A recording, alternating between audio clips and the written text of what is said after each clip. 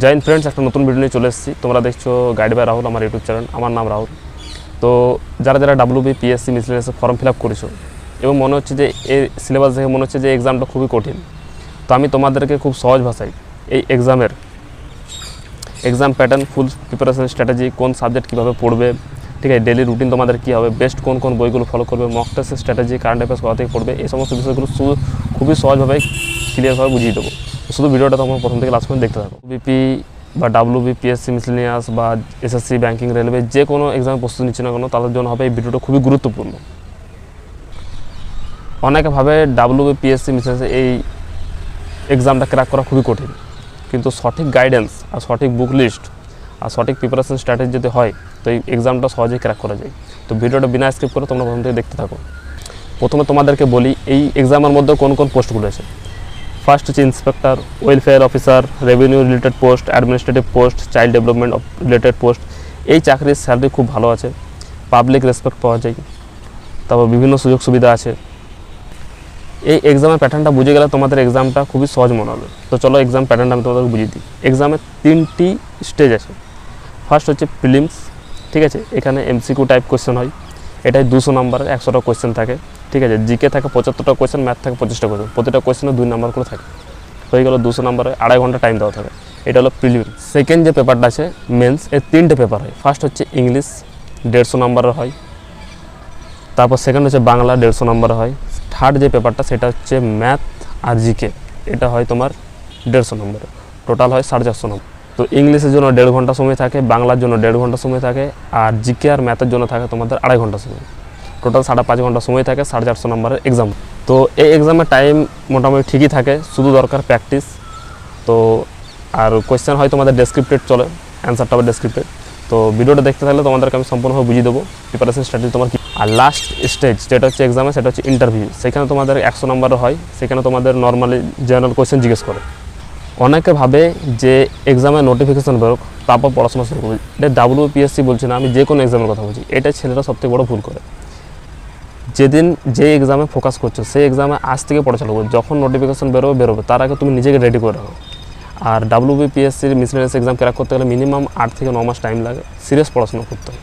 তো ফার্স্ট হচ্ছে বেসিকটা স্ট্রং করতে হবে। তো বেসিকটা কীভাবে স্ট্রং করবে? বেসিকের জন্য তোমাদের ম্যাথে অ্যারিথমেটিক অ্যাডভান্স পড়ো, ঠিক আছে, প্র্যাকটিস করো। তারপর তোমার ইংলিশ গ্রামার পড়ো বেশি, স্ট্র্যাটেজিকে পড়ো, কারেন্ট অ্যাফেয়ার্স পড়ো, ইত্যাদি বিষয়গুলো তোমরা কভার করো 2-3 মাসের মধ্যে। এখন মক টেস্ট দেওয়ার দরকার নেই। প্রথম 2-3 মাস শুধু সিলেবাসটা কভার করো, মক টেস্ট দেওয়ার একদমই দরকার নেই। যেই 2-3 মাস হয়ে যাবে মোটামুটি সিলেবাসটা কভার হয়ে যাবে 70 to 80%, সেই তোমরা শুরু করবে প্রিভিয়াস ইয়ার কোয়েশ্চেনগুলো ফলো করা, মক টেস্ট দেওয়া চালু করবে এবং উইক পয়েন্ট যেগুলো আছে সেগুলোকে ইমপ্রুভ করবে। যেই সাবজেক্টটা মনে হচ্ছে আমার উইক, সেই সাবজেক্টটা বেশি করে টাইম দেবে এবং একটা চ্যাপ্টারকে ইমপ্রুভ করবে। আর তারপর শুরু করবে পার ডে মক টেস্ট দেওয়া। পার ডে একটা করে মক টেস্ট দেবেই, রিভিশন কন্টিনিউ রাখবে। আর চেষ্টা করবে যে জিনিসগুলো ভুল হচ্ছে সেগুলো খাতায় নোট করে রাখার। আর সেই পয়েন্টগুলো, যে ধরো তোমার সিটিং অ্যারেঞ্জমেন্ট ভুল হচ্ছে, তো সিটিং অ্যারেঞ্জমেন্ট বেশি করে প্রতিদিন প্র্যাকটিস করার, যাতে ওই সিটিং অ্যারেঞ্জমেন্টের মধ্যে কোনো কোয়েশ্চেন ডাউট না থাকে।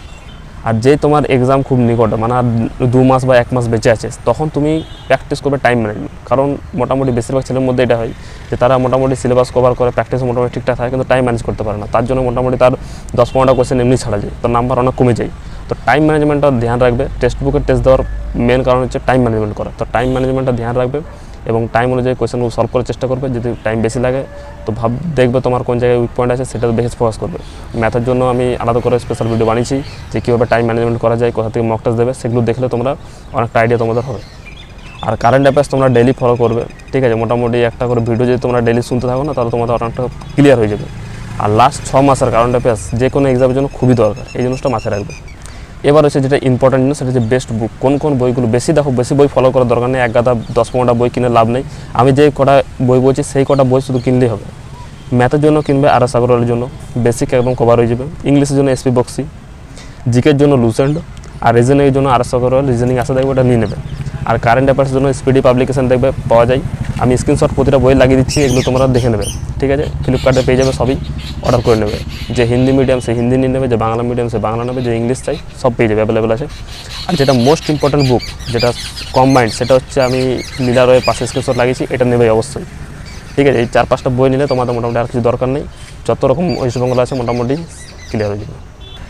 তারপরে বন্ধুরা একটা জিনিস তোমরা জানো সবাই, যে গভর্নমেন্ট জব পেতে গেলে মোটামুটি একটা লম্বা টাইম কিন্তু লেগে থাকতে হয়, যে কোনো এক্সাম ক্র্যাক করতে গেলে। ঠিক আছে, 2-3 মাসে কোনো এক্সাম ক্র্যাক হয় না, মিনিমাম 1 থেকে 1.5 বছর সময় লেগে যায়, আর বেশি তো মোটামুটি 3 বছর লেগে যায়, আর মিনিমাম 1 থেকে 1.5 বছর লাগে। তো এই ভিডিও দেখে যে মোটিভেট হলাম আর 1 সপ্তাহ পড়লাম তারপর ছেড়ে দিলাম, এটা করলে হবে না।